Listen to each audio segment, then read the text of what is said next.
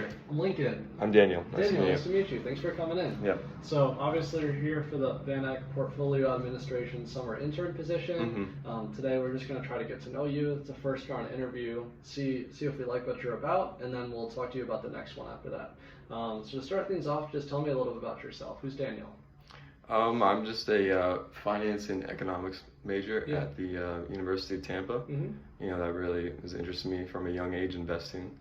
And I'd like to do that as a full-time position. And then outside of school, I like to run and read and some other things. So so what got you into the financial planning side or all that kind of stuff that you said? I'm not really sure where it started, but I kind of just gravitated towards it throughout high school. Kind of just like thought stocks were really interesting, and it kind of grew from there. And I was always like the fiscally responsible one in the family. So and then I started taking finance and economics classes, and I just loved it. So do you have any experience in any of that kind of stuff?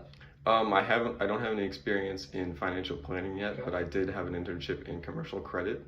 Internship at City National Bank last summer. So kind of, I have some financial experience, but not in the planning. Can you tell me a bit about what you did at the internship? Yeah, so we were working on the credit risk side. So we would, interpret new loans, work on old loans, audit those processes, look at CECL information. We got to go to some client meetings, so we got to do pretty much everything, and we got to work with a lot of people, so it was a good experience. What's one big thing you learned or one big takeaway you got from that internship? I would say the biggest that really surprised me was I didn't realize how big of a process it was after a loan is already pushed through, like how much of the annual reviews there is and how much it actually goes into giving someone a loan. It was kind of interesting. A lot of like behind the scenes. Stuff. Yeah. Cool. All right. So thinking about yourself, how would you describe your biggest strength, and then what's your biggest weakness right now, and what are you doing to kind of overcome it or work on it? I would say my biggest strength is definitely my work ethic. I feel like I kind of apply that well into every aspect of my life, whether it's school or working over the summer, or running or going to the gym. I just feel like I have built up a really good work ethic.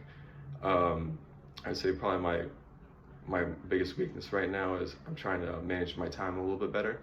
It's not terrible, but it's my schedule kind of goes all over the place, so I'm trying to get that in check. What are some ways that you kind of have been working on that, like some strategies? Yeah, I'm trying to get like a more consistent sleep schedule, so from like 12 to 8, try to sleep more consistently.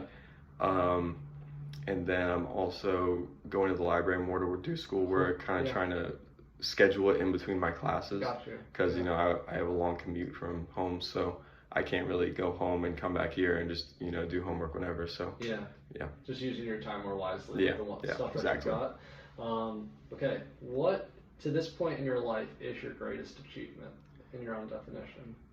I would say my greatest achievement, at least, I don't know if I could classify it as one. I would say like if it's educational, I would say like maintaining a pretty good GPA in college.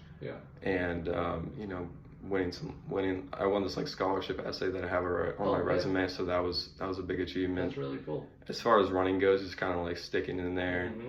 And then just that's about it for those. Okay. And then thinking about success, how do you define it yourself? How should success be defined? For me, success is just kind of doing what I'm interested in every day and constantly improving. That's my goal every day, is to constantly get better at whatever I'm doing. Whether that's learning about finance and economics, or running, or reading, or that's just my goal every day. So are you into like big goals kind of at the end of the finish line, or like kind of micro goals as you go on? I think it may be smarter to make smaller goals, but I think I tend to often find myself just making bigger goals and kind of focusing more on the long term. Got you. Yeah. What was the next question I was going to ask? So we have a lot of candidates who have similar kind of experience to you for this kind of position. A lot of people with a financial planning background or economics and such. What makes you unique for this position? Why should we choose you? Well, beyond already having the commercial credit experience last year and the work ethic that we already talked about, I've also, on my own free time, worked on a lot of certifications to become more certifications and reading to become more, financially knowledgeable.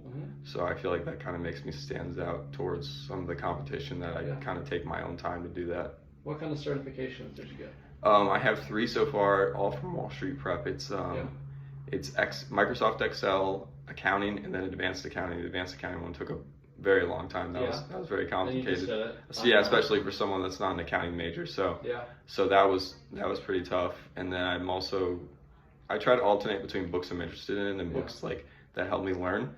But I am trying to read at least 6 educational books this year, most of them being about like finance or economics or investing. And it's cool that you're doing that on your own time. It speaks to your work ethic. All right, so my last question for you is, if you were on an island and you could bring 3 items, what would they be? It's like a deserted island.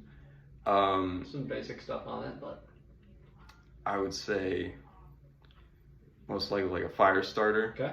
You need to have fire. Like one of those life straws.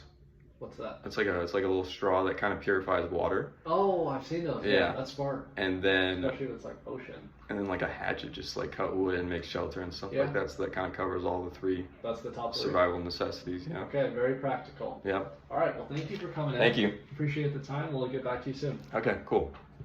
Sweet. That was